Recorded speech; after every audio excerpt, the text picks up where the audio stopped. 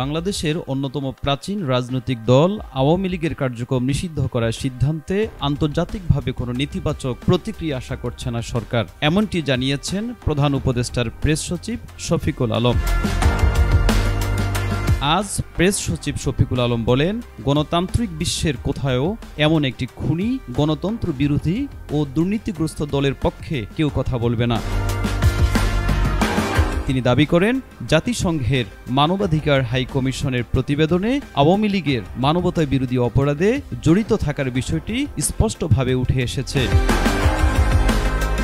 শনিবার রাতে দীর্ঘ বৈঠকে সরকার এই সিদ্ধান্ত নেয়। আওয়ামী লীগের সকল কার্যক্রম সাইবার স্পেস সহ নিষিদ্ধ থাকবে আন্তর্জাতিক অপরাধ ট্রাইব্যুনালের বিচার কার্যক্রম শেষ না হওয়া পর্যন্ত।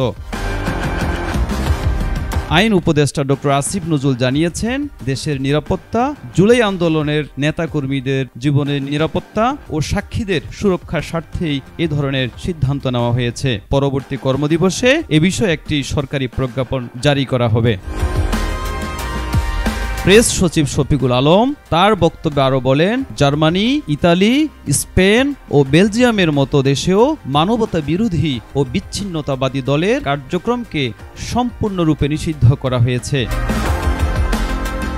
এদিকে উপদেষ্টা পরিষদের বৈঠকে আওয়ামী লীগের কার্যক্রম নিষিদ্ধ হওয়ায় রাজধানী সহ বিভিন্ন জায়গায় আনন্দ মিছিল, সাধারণ জনগণের মধ্যে ব্যাপক উৎসাহ উদ্দীপনা দেখা যায়। সাধারণ নাগরিক থেকে শুরু করে পেশাজীবী, আলেম ওলামা, রাজনীতিবিদরা সরকারের এমন সিদ্ধান্তকে সাদরে অভিনন্দন জানিয়েছেন। রাকিব হোসেন মিলন, এটিএন বাংলা।